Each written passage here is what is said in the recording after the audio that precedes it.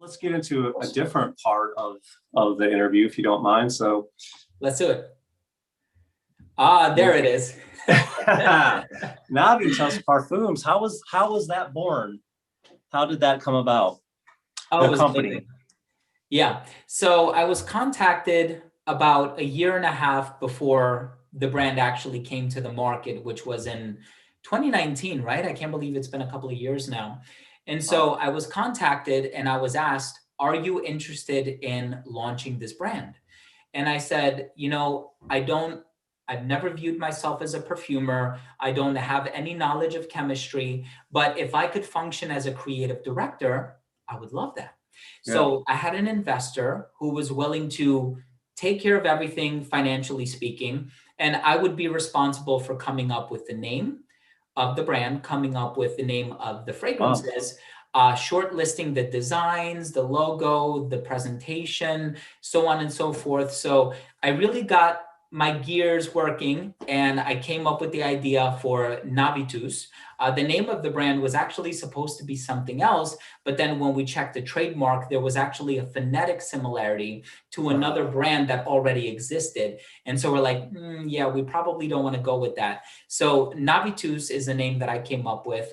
It's a Latin name, but it means passion, it means energy. And then of course you have the infinity symbol, otherwise known as Bernoulli's Lemniscate, which symbolizes, there it is. It symbolizes perpetuity, undying love, self-fertilization, immortality, so on and so forth. And I said, how cool would it be if you had Latin virtues representing each one of those things? So the bottle you held up is Intimus, which means intimate. And the Latin quote that is associated with that is a quote that is often used in the jewelry industry, and it's amor vincit omnia, which means love conquers all. So I thought about a fragrance that is very romantic, very passionate, of course, with virtus. Virtus means strength. And so I picked Veni Vidi Vici, which means I came, I saw, I conquered. Primas is a little different. That one is very dark and earthy. You have the patchouli, you have that soil aspect, but there's that refreshing bergamot in the opening. So I thought, wow, this is kind of like an office scent. You can wear this when you want to conquer any task, if whatever your day throws at you. And so the Latin quote associated with that one is semper paratus, which means always prepared. And so, when I was really given the creative freedom to pick the names and pick the quotes and even the ingredient pack shots that went on the website, I did all of that on Adobe Photoshop. And so I really felt like I was given so much freedom with that project. And I feel really blessed that I had the opportunity to bring it to life in such a way. Of course, I didn't put any money into it, so I can't say that I was responsible for the financial aspect of it, but it really was a blessing, having the opportunity to really pour my ideas on the page and, to be on the other side of the fence for an instant, right? Yeah. Like, okay, now I have the chance to put out something great. What will I do? What a dream come true. Yeah. Thank you, Scott. It really has been. Yeah, I'm still living the dream. I'm freaking like I got goosebumps because it's just I don't know. I kind of imagine stuff like that from my life, but it seems far away. But you imagine it. This question came up. Oh, it's a lot closer. I was going to say it's a lot closer than it seems, because that's what I thought too. I put myself in that position where I guess sometimes people have these self-limiting beliefs, and it's like, if I were to ever be a creative director of a brand or collaborate with a brand or whatever, is that something that's going to happen in 10 years or 15 years and 20 years? Nobody expects it to be a year away or a few months away. And so really, I mean, the universe is abundant, Sure, and there are opportunities for everyone. And as long as you keep your eye on the prize, the goal is much closer than you think. Awesome. Thank you. So this is not a written down question, but as you were talking, some of these things pop into my head. So what got me into this hobby was, of course, I discovered you a little bit later, but it was Jeremy first. And then I caught Dallas from Chaos Fragrances, and I was really watching Dallas way more than anybody in the beginning. And so I noticed not too long ago that you had the opportunity to work with him and team up and make a fragrance. And I actually bought that one right here. And oh, nice. So my question is I noticed one of the perfumers was a master perfumer. Am I right? Francis Kurkdjian, right? Yeah, for Soleil Matin, it's actually Francis Kirkjohn and Jerome de Marino. Okay. So Jerome de Marino is kind of like an understudy to Francis Kirkjohn. Okay. He's got a lot of niche fragrances, a lot of designer fragrances too, but they both work out of Takasago, which is located in Paris, France. Okay. And so, yeah. So my question to you is, what's that like those are rock stars to me in the community. Were they like that to you? And what's that like to be able to work with folks like that?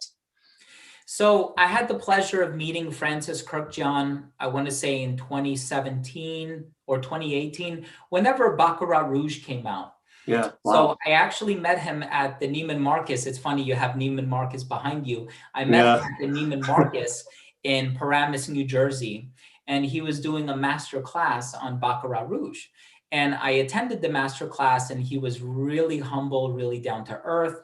Wow. And I actually brought my bottle of Christian Dior's Eau Noir, which is now kind of discontinued. I think you can still buy it at the boutique in France, but it's not available at Neiman anymore. So I met him in person. He was really humble, very down to earth. And then I took a business trip to Paris in February of 2020. And I actually met him at the flagship Maison Francis Kirkjohn boutique. And Jerome de Marino was there as well. And so I had the opportunity to talk to them in person. And of course, we threw some ideas back and forth. And, we did a little what's called olfactive mapping, which is where you take a brand and you look at all of their fragrances, and then you try to decide what's missing in their catalog. And, they were pretty adamant about creating a floral fragrance. And so he was like, no, we have to do something floral. You don't have any florals. The only floral we had was Oud Luxuria, which is a rose-based fragrance. And of course, we had Intimus, which has a little bit of lily in it. But it's really more about that toasted sugar vanilla thing. So we really wanted a nice, soft, delicate, yet long-lasting floral fragrance.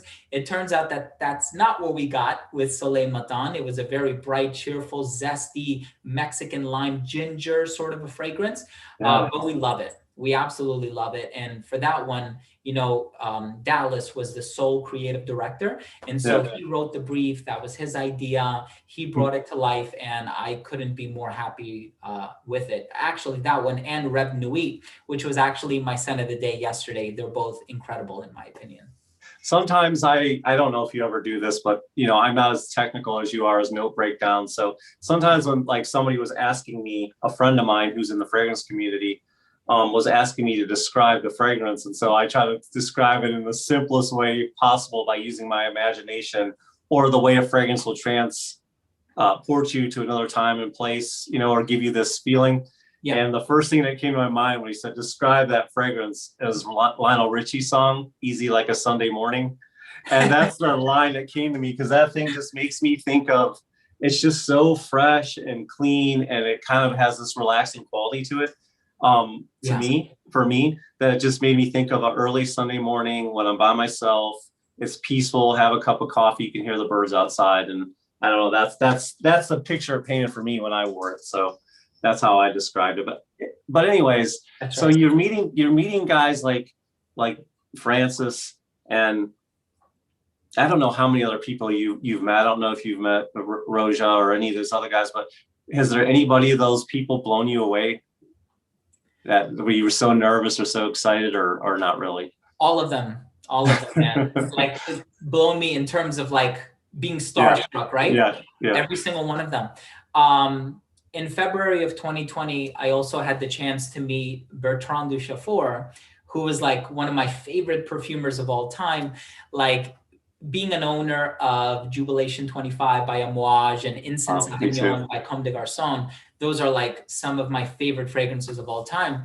And so I remember seeing him for the first time. I was in Paris, France. He works at a company or a factory called Technical Floor. And we went upstairs through the elevator.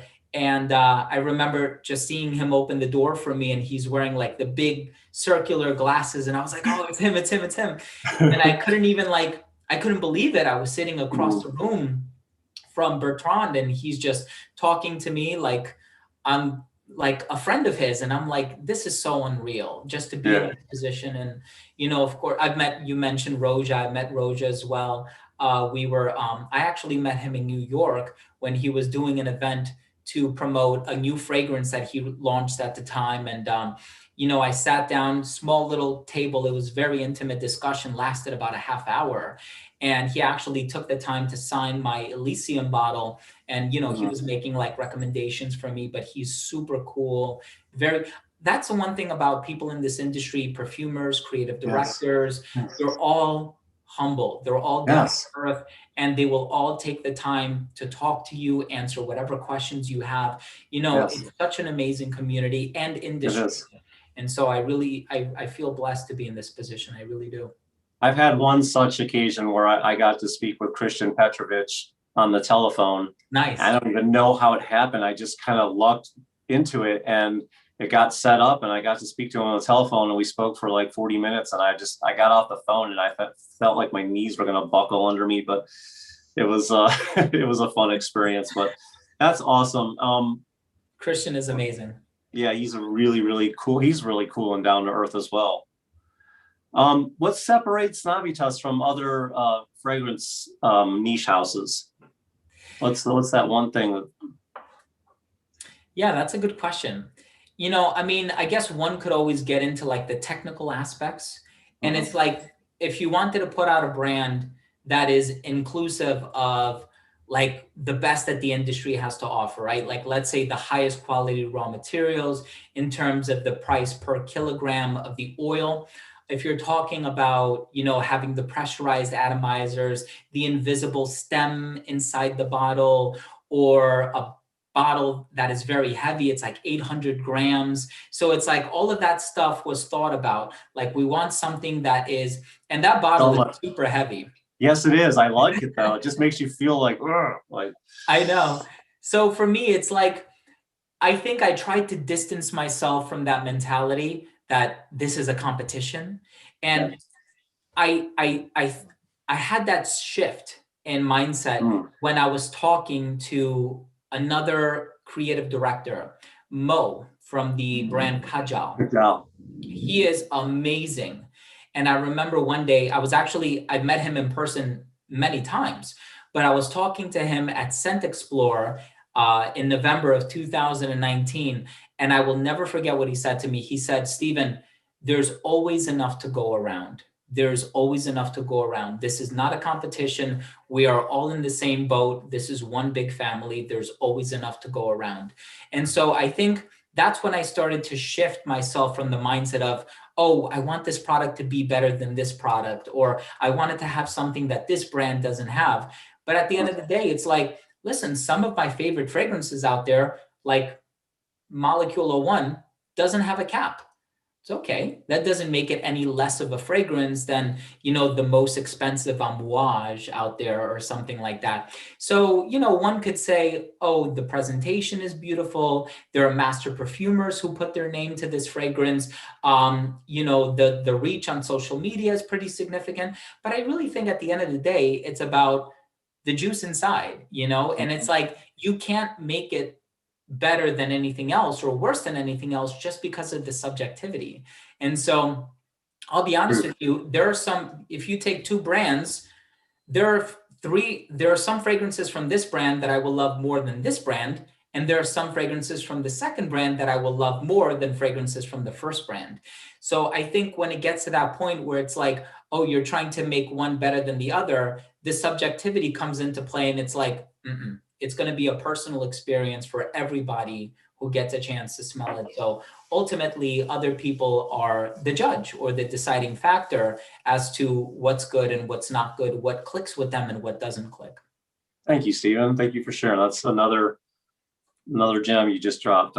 This is awesome. I hope I did justice. All right. Let's talk about this one now. Oh, you got that one too. Yeah. Oh my God. So how'd that come about? Oh man. So that started about 2 years ago. So not as old as Navitus, but still pretty old. So it started with Carlos. I'm going to be honest. So he wanted his own brand. And he saw that, and there were a lot of collaborations going on. Obviously, I helped give birth to Navitus Parfum. And of course, Jeremy has Fragrance One, and House of Matriarch collaborated with a few different social media personalities, and Sarah McCartney from 4160 Tuesdays London collaborated with a few different people, Wafts from the Loft, Maximilian Husler, so on and so forth. And so Carlos was like, I don't have a fragrance. I want a fragrance. And so he reached out to Frederick Jacques, who is the kind of the owner of the Society of Scent, which is located in the Bronx in New York. And he said to him, hey, Fred, I would like to have my own brand. And Fred was totally open to the idea. He goes, okay, Carlos, we'll work on it. We'll do something together. And that's when Carlos reached out to me and he said, hey, do you want to do something? And I said, listen, man, it's really busy. I have a kid, I'm married, I have Navitus Parfum, I have the YouTube channel. I have my full-time job as well. I'm a teacher. And I said, it might be cutting it a little bit close. I don't know if I can do this. And he goes, I really want you to be a part of it. And I'll never forget that conversation where he really just wanted me to be involved in some significant way. And I said, all right, man, we'll do it. And so, of course, that gave birth to the name, which is Red Brook. So Red from Redolessence, Brook from Brooklyn Fragrance Lover. But when you think about Red Brook, it sounds like a place, and that kind of went in hand in hand with the concept of us wanting fragrance to be this thing that united us both. And it was a form of escapism.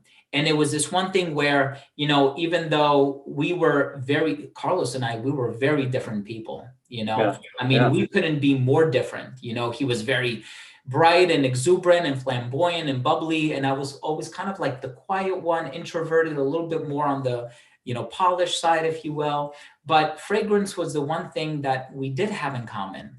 And it was kind of like finding the happy medium and the balance. And so it, even if you look on the bottle, if you could hold up the bottle again. Yeah, I will. On the bottom of the bottle, you see that almost like a checkerboard pattern. So that's called a zebra board. And whenever you go on the subway in New York City, right in the middle at the top of every subway station, you will see that zebra board. I remember. What happens is that's right in the middle of where the stop is.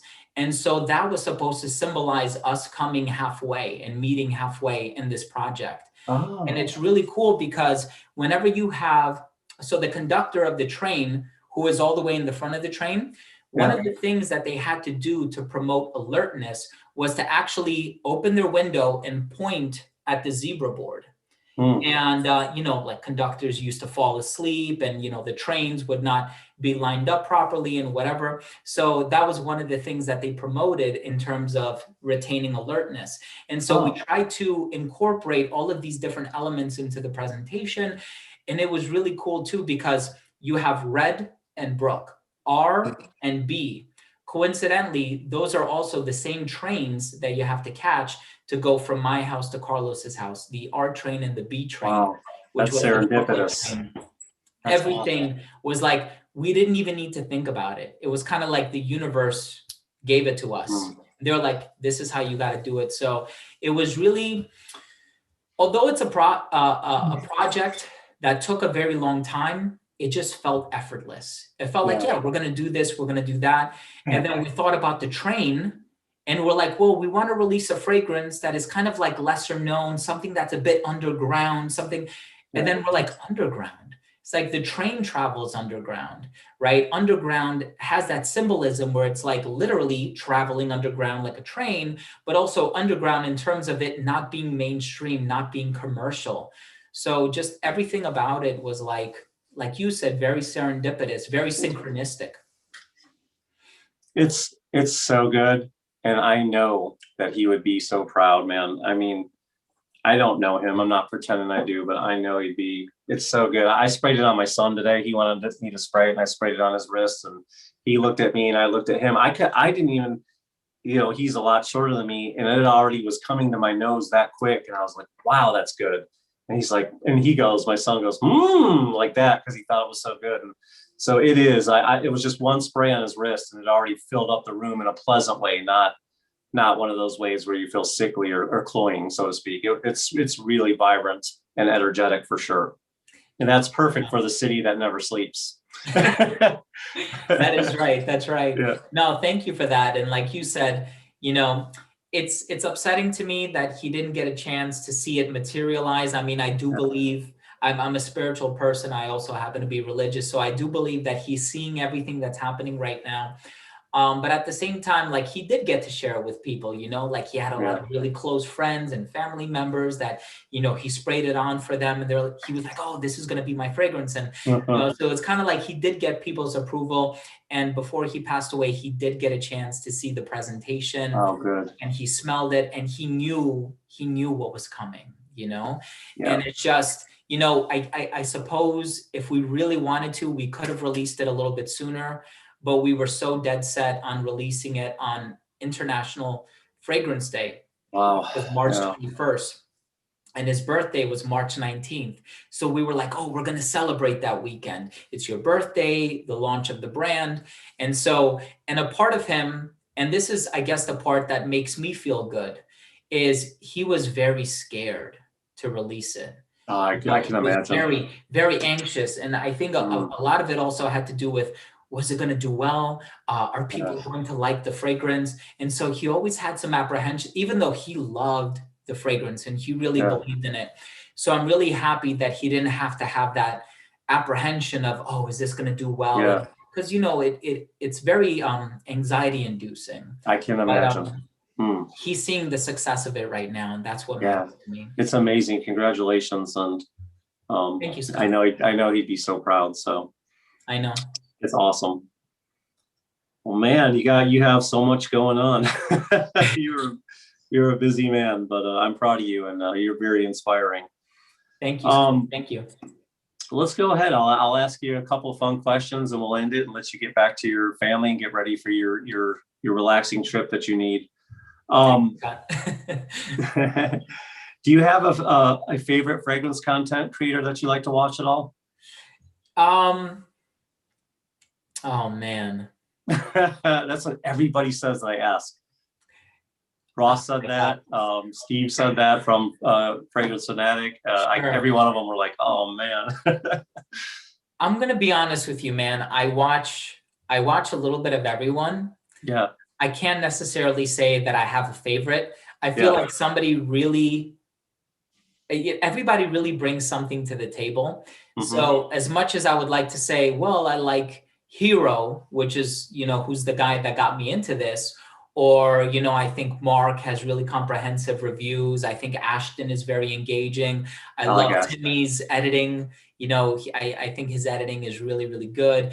You know, Jeremy is always fun to watch just because he's so unpredictable and so impromptu. I know.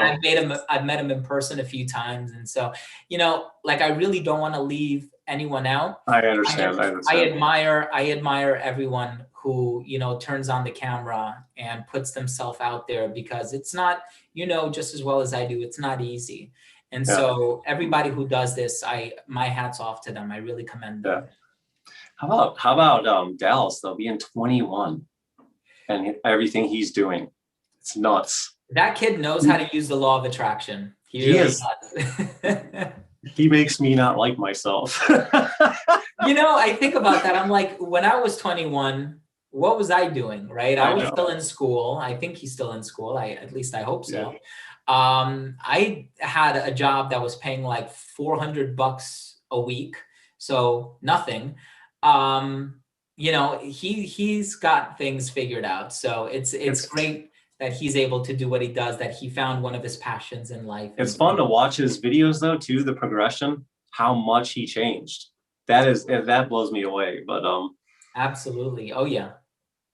You can pick three. I'll let you get away with this. Do you have a favorite designer house? So I love Christian Dior. I know I mentioned them before. I love Christian Dior because I feel like there's so much diversity. You know, you have Dior Homme, which is like this metrosexual iris, kind of like bordering on feminine, but they were daring enough to do it with the help of Olivier Polsch, who is a perfumer. And then, of course, you have Fahrenheit, which is like this classic violet leather thing from the 80s. And then you also have Yeah, exactly. And then you also have Hypnotic Poison, which is an Annick Minardo composition with that beautiful vanilla almond, creamy, sensual thing going on in there. So I like the diversity of Dior's fragrances. I also love, I'm going to pick Thierry Mugler, Okay. just because they were the one brand that really put me on to like the more avant-garde experimental fragrances. And of Yeah, course, it's like, I love all of the pure fragrances. I love the original Amen, but pure malt, oh, pure Tonka, pure yes. Havana, even Ultra Zest, I think is awesome. I just bought that. Did you? Oh my God, did you end up paying like $200 for it? Yeah. I'm Oh my God. I'm sorry, honey. Okay, go ahead. I hear you. No, I know what it's like, right? It's like it's discontinued. Am I ever going to find this again? And then you feel like, so there's that. And I'm also going to say Tom Ford. So Tom Ford is like my number 3. And of course, with Tom Ford, it's like I'm kind of cheating a little bit because technically it is a designer brand, but they also have their niche tier fragrances, which are the private blends. And so, I mean, it's hard to find a private blend that I don't love. And so, yeah, except for maybe Oud Mineral or something. But I love the brands. Other than yours, what's your favorite niche house? You know, you don't have to just pick one. You can. Can I pick 3 again? Yes. Okay, so I'm definitely gonna go with Creed. You know, really, I gotta hand it to them. You know, I feel like they're doing things the right way. Oh, awesome. And they are releasing one hit after another, whether we're talking about Green Irish Tweed or Aventus or Viking or Aqua Fiorentina, which is a women's fragrance. I feel like they're doing an amazing job, and their pacing could be a little quicker, but I feel like it's right where it needs to be. They're not like overproducing. I also really admire Roja Parfum. I feel like with all of their fragrances as well, and I've purchased so many from the brand, everything from Elysium to Danger to Vetiver to A Midsummer Dream. Just there's so much uniqueness and so much, I mean, the quality of the raw materials, you can just smell it. It's like, absolutely. An amazing product here. And then in terms of another niche house that I really love, you know, I definitely don't want to exclude anybody. I know. It's I'm making you pick 3. I know you don't want to exclude anybody. I mean, there's a lot out there. I mean, to be honest with you, I love everything from Inicio to Parfum de Morally and Serge Lutens and Tower Perfumes. So I don't know. I really can't pick. If I could just leave it at 2, I would probably leave it at those 2. I am a huge fan of George. I love Signature Pour Homme, so I love Zaharoff. I own that as well. Yeah. One of the best lavender scents I've ever smelled in my life. It's so gorgeous, but that's one of my favorites. And I'm like you, I can't just pick one. There's a bunch. Absolutely. Okay. This is a ridiculous question. Okay. Do you have a favorite fragrance? Like I just said, mine was Zaharoff. Do you have a favorite fragrance in your collection? If the house is burning down and you got your family out and you could grab one off the shelf, which one would it be? Oh my goodness. And I know you think very much like I do. It's kind of like picking your baby, like picking your favorite, you know, your child. Like you can't pick one child over the other. No. I guess for me, I would think about something that is versatile, something that is sentimental and poignant, something that can function in a wide variety of seasons and occasions. And I am going to go with the most cliche choice. I'm going to go with Aventus. I'm ready for my crucifixion now. Yeah. No, but I really love Aventus. You know, I wore it on my wedding day. Too. I think it's incredibly versatile. It's my most complimented fragrance. I have gone through 6 or 7 bottles of it. It's my wife's favorite. I wore it all throughout my honeymoon. I can wear it to work. I can wear it casually. I would not pick any of the clones like Club de Nuit or anything. I would go with the original. I really do love Aventus, and I know it's quite polarizing, and I know a love-hate relationship, but it works for me. It really, really does. You know what gets me the most compliments and it's also polarizing? What's that? Sauvage. I get the yes. most compliments when I'm out and about from that fragrance. And I know it's played out or whatever people say about it and all this, that, and the other. But for some reason, everybody notices that one on me in a good way. And so I still want to keep it in my collection. People love it. It works. Yeah. It works. Yeah, and it was brilliant marketing with Johnny Depp. That was brilliant. Oh yeah. So I'm sure they paid for it, but I'm sure they got their money back. Listen, if they already have 2 flankers, that means it's working and it's selling well. For sure. All right. Other than and you've mentioned a little bit about this previously, but other than fragrances, what are some of the other things that you might be passionate about or hobbies that you have other than fragrances that if you have time? Sure. I love playing guitar. Yeah. I actually received private instruction in guitar for about 10 years.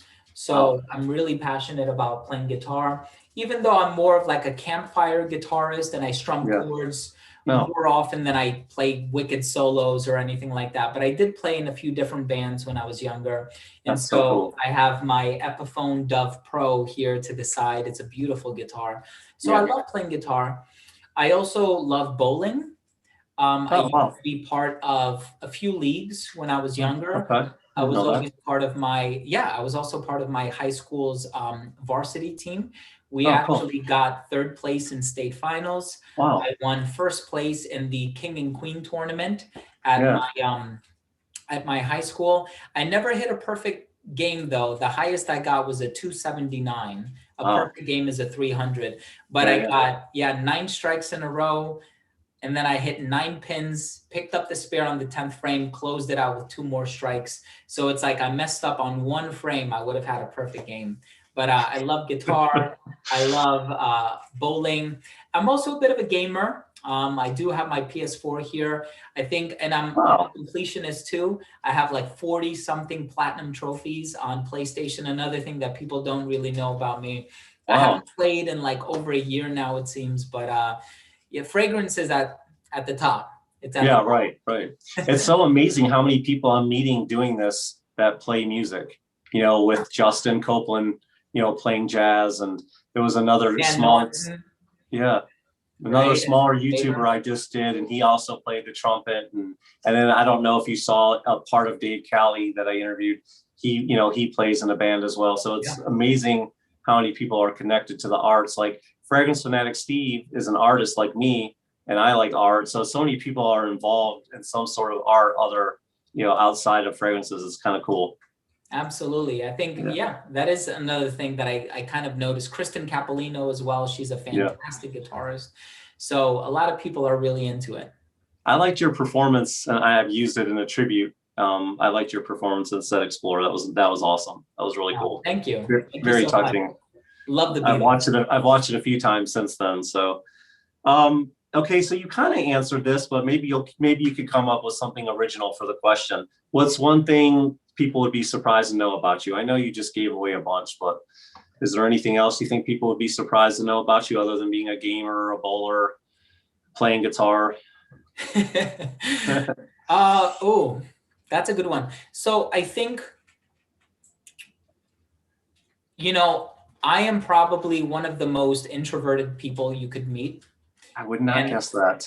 And nobody would be able to guess that because, one, I'm a teacher. So I'm standing in a classroom surrounded by 19 or 20 students all day, pre-COVID, of course.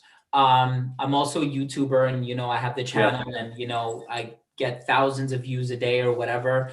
But my favorite thing to do is just to, sit on the couch, unplug, read a book, make myself a cup of coffee, turn on my electronic fireplace, and just sit there and be all by myself. I gotcha. I'm not extroverted. I'm not a social butterfly. I don't like to party or go to clubs or anything like that. Like if I can just be home by myself, maybe if it's in the evening, I'll pour myself a glass of Cabernet Sauvignon and I just chill, relax, do my own thing. So I'm really kind of shy and really kind of introverted, which is like totally unlike me when it comes to like starting the YouTube channel. But it was my only way to connect with people, so I had to do it. Well done, because you hide it well. Wow. Um, how many fragrances do you have in your collection, if you were to guess? I used to be really good with updating my Fragrantica. I haven't done it in a long time, but if I had to guess, I would say it's in the vein of like 2000. Yeah. I thought I was doing something with 200. That's awesome. Definitely too much for anyone's blood. Right, right. Okay, easy question. What is your scent of the day? I don't think Nautica Voyage. Really? Yeah, believe it or not. I bought a bottle recently because I have the vintage with the metallic cap. And I said, you know what, let me get the new one with the plastic cap just to compare. And I was on Amazon and it popped up in my recommended feed for some reason. And I was like, oh, $20, like I'll just buy it. So, and my father-in-law actually wears it. And so I'm going to bring it with me tomorrow and I'm going to give it to him just so he can hang on to it. I love it so much. And I don't understand why I always tell everybody that'll stand still long enough. I don't understand. I feel like they would own the lion's share of the market if they could figure out how to make it last more. I'm not saying this is my experience, and I know a lot of people say the same thing. It kind of dies pretty quick. Maybe not on everybody. Again, it's subjective.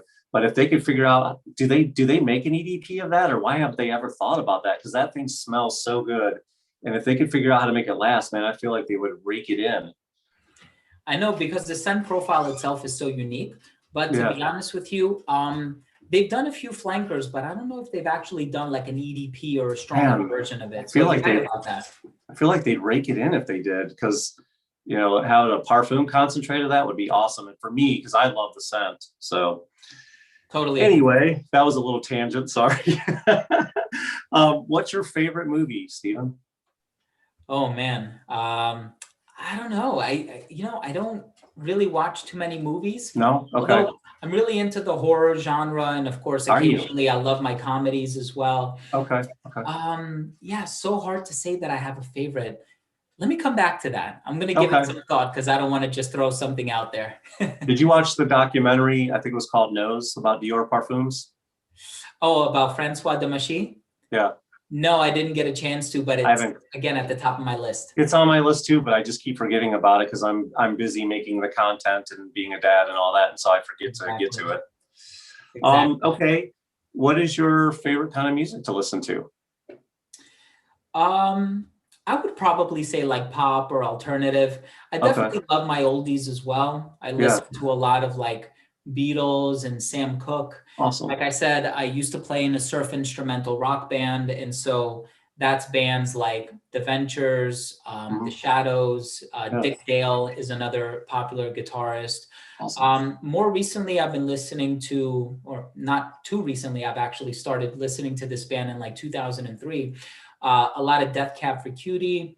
I love John Bellion. John Bellion is one of my favorite artists as well. So it kind of runs the gamut where I'll listen to like some contemporary pop, but also some rock music like, Green Day, Blink-182. But then I can also listen to, it's pretty diverse, I would say. I just discovered a really new band that I'm really getting into. I wouldn't say they're that new, but they're fairly new to me. And because I hear a lot of people complain, well, there's no good music out anymore. All the good music's the older stuff. But I just discovered this band called Dirty Honey, and they're so much like they're the second coming of Zeppelin for me. They're so good. Really? Yeah, man. If you get a chance, look them up. You'll like them. They're called Dirty Honey. I'll definitely check it out. Yeah, and it's not like death metal or anything hard. It's just it's got that Zeppelin meets Aerosmith vibe, like old Aerosmith, not newer Aerosmith, and it's really, really good. Oh, cool. So that's what I've been listening to lately. Nice. Okay, so that's pretty much the interview. Is there anything that you would like to promote that's coming out for Navitus or Red Brook or anything going on YouTube that you want to talk about real quick before I let you go? Nothing to promote per se, but I definitely want to thank everybody who has supported those projects and those endeavors of mine. It really does mean a lot. You know, a lot of it is a passion project. It's a labor of love. It's something that doesn't happen overnight. It takes many, many months, sometimes many years to bring a project like that to fruition. There's a lot of correspondence that happens. There are a lot of conference calls that take place. So I definitely want to take the opportunity to thank people. And of course, above all, I also want to thank you, Scott, for having me on your channel. I really do appreciate the opportunity. Thank you for inviting me. And I'm always happy to do one of these segments. And so thank you for having me on. Thank you so much, man. It means a lot that you took the time. It just shows your character and your personality, and to give back when, you know, it doesn't do anything for you says a lot about your character. And I still label you the Michael Jordan of fragrance reviewers. You were so good at it. I don't know as many people as in depth and as knowledgeable and as, you know, you do it so effortlessly for being, you know, introverted. And it's, man, it's so inspiring. And your life, you know, where you came from, being a teacher and what you've accomplished. It's wow. Thank you. I'm proud of you. And thank you so much for being here, guys. Please, you know, anybody new to the fragrance community, please look up Redolessence on his channel. You're on Instagram, you're on YouTube, right? Absolutely. And any other social media platforms? That's pretty much the bulk of it. Okay. All right. Yeah. So go ahead and check him out on those platforms. And he makes fine fragrances as well. So check those out with Navitus. And are you just, is this, I meant to ask you this in the questions, is Red Brook just a one-off, or are you guys going to be doing more with that? You know, we always said, let's just make one and see where it goes from there. Okay. But if people are interested, we will certainly consider doing another one, because I'll be honest with you, our design team came back to us with some really pretty looking bottles in different colors. And, you know, it had our gears going for a second, like, oh, this could be a really nice aquatic. This could be a really nice amber. So I think we want to do more in the future. I think you should. I definitely think you should. And I think Carlos would want you to. So that's awesome. Well, Stephen, thank you so much for being here.